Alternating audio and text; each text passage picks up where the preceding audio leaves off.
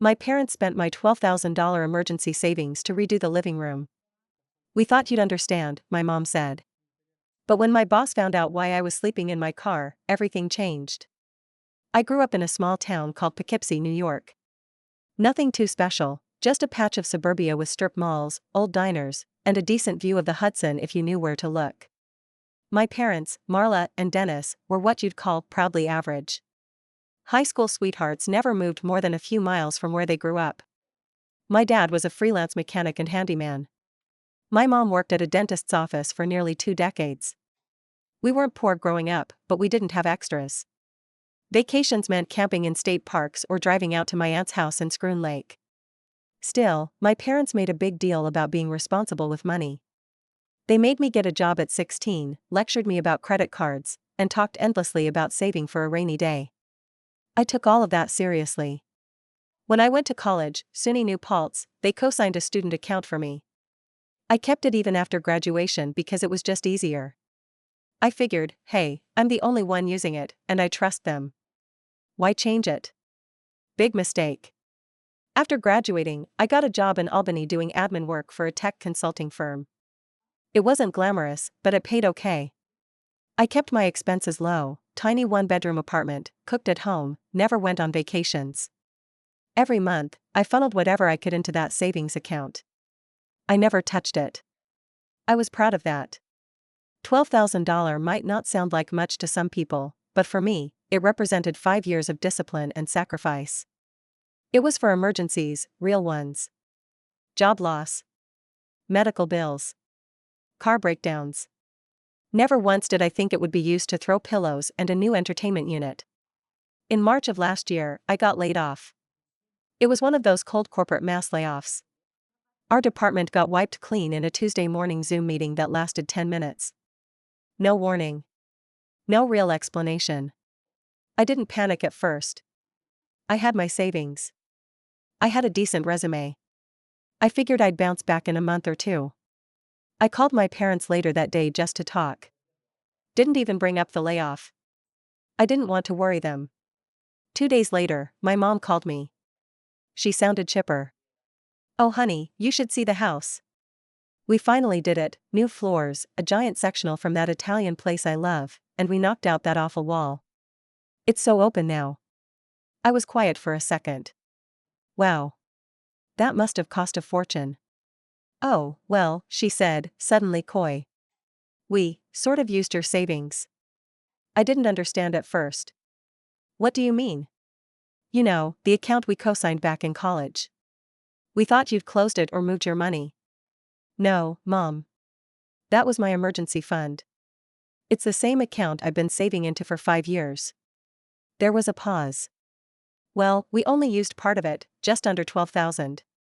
And we figured you'd be okay with it. You weren't really using it. And we thought you'd understand. I can still hear her voice saying that. We thought you'd understand. It felt like the air was sucked out of the room. I told her I'd just lost my job. That I'd been relying on that money to get me through this. That I had rent due in 2 weeks. She didn't know what to say. She just kept apologizing and offering to let me move back home. You can sleep on the new sectional, she said. It's really comfortable. I couldn't even respond. I just hung up. The days after that were a blur of anxiety and shame. I applied to jobs like a maniac. I sent out over 100 resumes, rewrote my cover letters a dozen times, even applied to places I never would have considered before: retail, food service, telemarketing.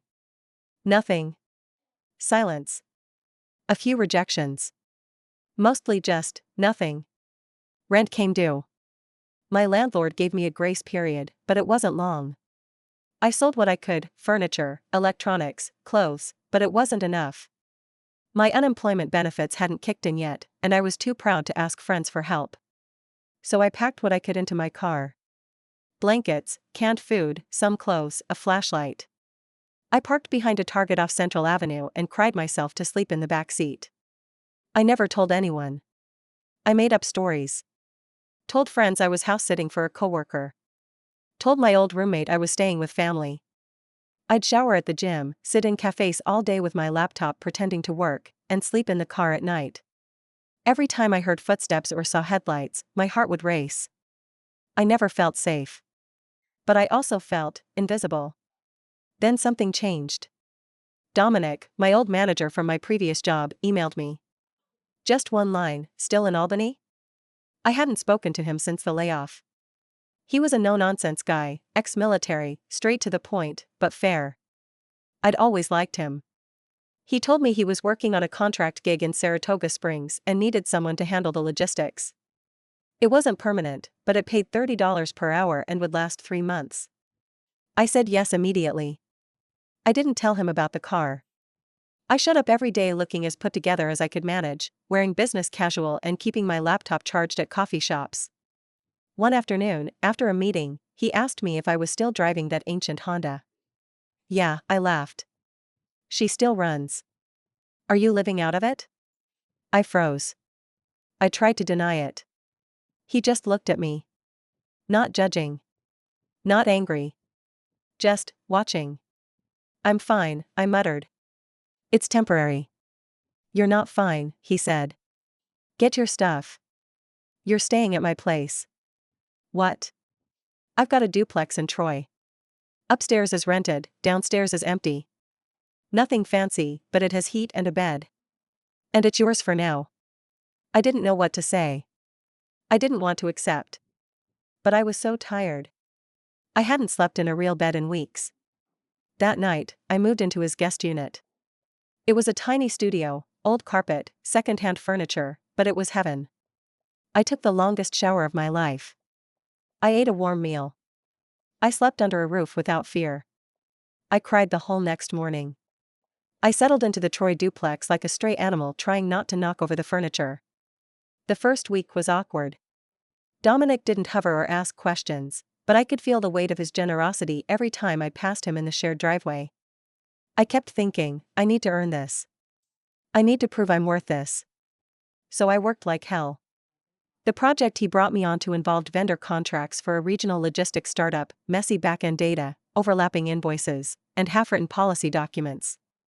It was tedious, but it was kind of tedious. Within a few days, I had cleaned up their vendor database and renegotiated 3 contracts, saving them about $18,000 a year. When Dominic saw the numbers, he just whistled low and said, "Remind me why they laid you off again?" We fell into a rhythm. He respected my space, never made me feel like a charity case. Sometimes we'd have coffee after work. We never talked about the car, or the night he found out I was living in it. Instead, we talked about systems, efficiency, and strategy. He seemed genuinely impressed with how I thought through problems. "Have you ever thought about starting your own consulting business?" he asked one evening while we sat on the porch drinking tea. Spring was finally warming up the air. "Sure," I said with a shrug. "But that takes money. Clients. A real network." "You've got the brains," he said, glancing sideways at me. "The rest can be built." I laughed it off, but the idea planted itself. Quietly. Persistently. I didn't tell my parents where I was. After the initial phone call and a few frantic texts, I stopped responding. My mom left voicemails, first apologetic, then defensive, then just silent sobbing. My dad never reached out. Not once. They didn't understand what they'd done. It wasn't just about the money. It was that they looked at the sum of my sacrifices, 5 years of saying no to dinners, trips, new clothes, coffee, and decided it was just sitting there, and used. Like it didn't matter. "We thought you'd understand." The words echoed in my head like a taunt. After a month in the duplex, I had stabilized. I paid Dominic a small amount for utilities and groceries, even though he refused rent. I took on small freelance work to pad my income, invoice management for a boutique shop in Schenectady, spreadsheet audits for a friend of a friend's catering company. Word spread. I wasn't advertising, but people started emailing me. By July, I had 10 clients. Nothing huge, but enough to make me wonder if maybe Dominic wasn't crazy after all. Then came the call from Nicole DeLuca. She was a mid-tier executive at a transportation company based in Buffalo. She said she'd been referred to me by someone who worked with Dominic on a previous contract. They were in desperate need of someone to untangle a year's worth of shipping and billing chaos before their annual audit. She needed me for 3 months. Pay, $50 per hour. Remote. I told her I'd think about it. Then immediately called Dominic. I know her, he said. Smart. Ruthless. She wouldn't hire you if she didn't think you were the real deal. That night, I updated my resume. Not because I needed to send it anywhere, but because it was time. I wasn't just someone who got laid off anymore. I was running my own show. I accepted the job the next morning. The Buffalo contract opened a door I didn't realize was there. With that on my resume, clients took me more seriously. I was able to raise my rates. I registered an LLC, Redline Consulting. It felt surreal. I bought a used laptop that didn't overheat, and for the first time in my adult life, I splurged on a real office chair. By the end of August, I had enough saved to put down first and last month's rent on a small one-bedroom in Menons. It wasn't glamorous, drop ceilings and weird old blinds, but it had a view of the river and a lock that only I had the key to. I moved in with 2 suitcases and a chipped mug I'd kept from college. Everything else had been sold or donated when I lost the apartment in Albany. I didn't care. I made toast, sat on the floor, and watched the sun set over the Hudson. I hadn't felt that kind of peace in years. My parents still didn't know where I was. They'd sent a card at some point. A thinking of you greeting with a handwritten note, "We're still your parents. We love you. Please come visit. The couch is waiting." It made me sick. Like they thought the couch, could erase the damage. Like that was their olive branch. I threw the card away. In October, something strange happened. I was invited to speak on a remote panel for women in small business operations. Nothing big, just a 45-minute Zoom hosted by a Chamber of Commerce in Utica. But someone at the Albany Business Journal was listening in, and a week later, I got a call asking if they could profile me as a local up-and-comer in solo consulting. At first I thought it was a joke. When I realized it was real, I hesitated. I didn't want attention. But Dominic encouraged me. "You don't have to tell them everything," he said. "But your story might help someone." So I did it. I kept it professional, talked about layoffs, pivoting, starting small. I never mentioned my parents. I never said the words homeless or car. But I think people read between the lines. The article ran in early November. That's when I got a text from my cousin Shauna. "Your mom saw the article. She's losing her mind." I didn't respond. But curiosity got the better of me, and I checked Facebook. My mom had posted a link to the article with a caption that read, "So proud of our daughter. Always knew she'd do amazing things." I sat staring at the screen for a long time. My hands shook with rage. They weren't proud of me when I was sleeping in the car. They weren't proud of me when I begged them for my own money back. But now that I was something they could show off to their friends, they were proud. I didn't comment. I didn't call. But I did screenshot it. Just to remind myself. Because people like that will rewrite history if you let them. They'll gaslight you into believing the couch was your idea. That you misunderstood. That it was always love. But I remember what happened. I remember. And I wasn't done yet. I let my parents' Facebook post simmer in silence. I didn't block them. I didn't comment. I knew that silence would do more damage than screaming ever could. They needed me to validate their version of events. They needed me to play along. But I wasn't going to. I was too busy building. By December, Redline Consulting had 4 long-term clients and a few rotating short-term contracts. I hired a virtual assistant out of Syracuse, just part-time, but it still felt wild. Me. Someone who had cried in the back of a Honda in a Target parking lot just 9 months before, now giving direction and managing a business. I bought a cheap but sturdy couch, and when it was delivered, I sat on it for an hour, just breathing. Not because it was luxurious, it wasn't, but because no one could take it from me. It wasn't bought with someone else's pain. It was mine. In late January, I got an invitation I didn't expect. My cousin Shauna was getting married in April. She was one of the few people in my extended family I actually liked. We used to sneak wine coolers into each other's bedrooms during holidays and talk trash about our parents.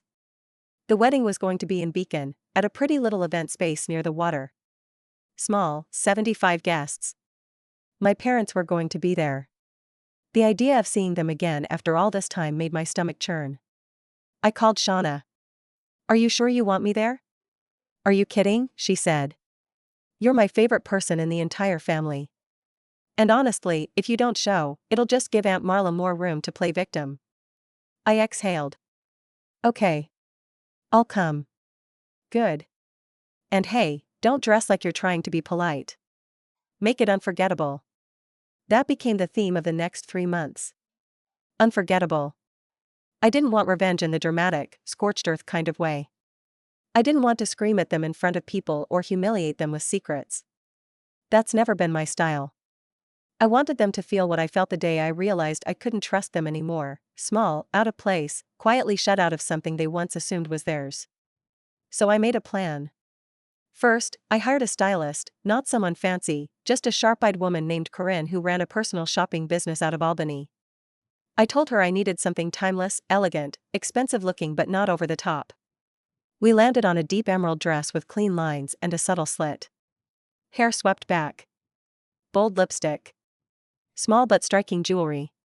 When I looked in the mirror that day, I barely recognized myself, but not because I looked different. I looked complete. I also brought a date. No, not Dominic, he had someone, and even if he hadn't, it would have been complicated. Instead, I asked a fellow consultant I'd met during a previous contract, a guy named Milan.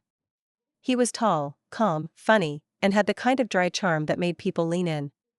He knew the situation. "Do you want the old flame you reconnected with vibe, or more unbothered goddess with arm candy energy?" I laughed. "A little of both." The wedding was beautiful.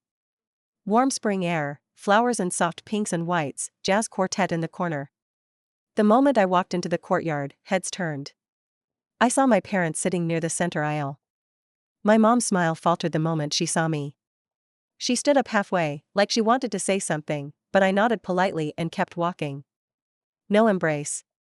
No small talk. I took my seat next to Milan and didn't look back. Throughout the reception, I mingled. I didn't mention my business unless someone asked. But word had traveled. Apparently the article in the Albany Business Journal had made its way downstairs, and a few guests brought it up. "You're doing amazing things," someone's aunt gushed. "Your parents must be so proud." I smiled, glass of champagne in hand. "They haven't seen much of it, unfortunately. We've been distant." I left it there. No rant. No details. Just a firm little truth bomb for anyone willing to read between the lines. My mom kept glancing at me during dinner. Once, she stood up to come over, but I turned and leaned into Milan, laughing at something he said. She sat back down. It was petty. I knew it.